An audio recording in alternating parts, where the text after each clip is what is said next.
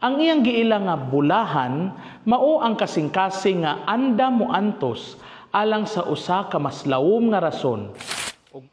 Mayong adlaw kini si Father Linad Castrens R. Garces, kasamtangang nagtungha sa Roma o nagpuyo dinhi sa Colegio Pontifico Filipino. Og ania na usab kita sa atong inadlaw nga palandong. Sa atong ebanghelyo karon, giingon ni Jesus, bulahan kamo nga mga kabus, gigutom, gabangutan o gisalikway. Kung atong pamalandungan daw lisod sabton, kay sa kalibutan, sukwahi man kini sa atong gipangandoy, haruhay nga kinabuhi, walay problema, o puno sa kalipay.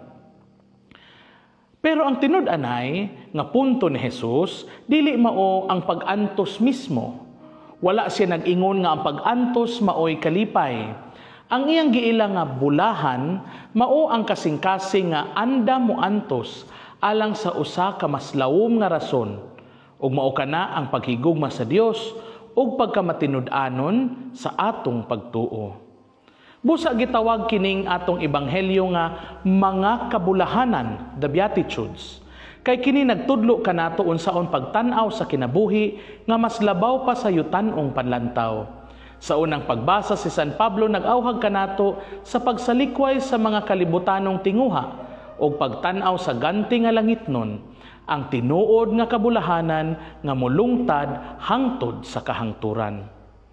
Ang kalibutan nag-aghat ug naghaylo kanato ug kaharuhay nga dali ra mahurot ug kasayon nga kasagaran walay kabusog sa espiritu. Apan ang Ginoo nag-aghat og kabubuton nga bisan lisod usahay naghatag og kahulugan ug padulong sa himaya. Kapila ba nato giingon sa atong kaugalingon, makasabot ra ang Ginoo ani kay lisod man o di gyud kalikayan o kaha mo ingon ta mauyo na lang ta aron way gubot.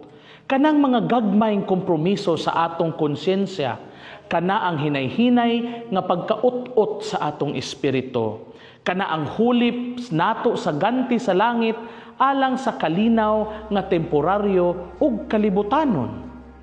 Mga igsuon, bulahan ta dili tungod kay kita nag-antos, apan tungod kay nasabta nato nga ang kabugat sa espiritu sa kamatuoran. Bulahan ta kay wala kita malangsi sa mini nga kaharuhay sa kalibutan.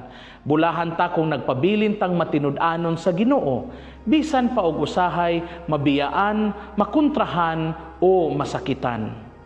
Ayaw kahadlok kung ang kalibutan mo lisod-lisod o mupakgang kanimo. Kay kung kita mununot sa kabubuton sa Ginoo, masayod kita nga aduna kitay ganti nga dili gayud mapakyas. Ang kalipay uban sa Dios.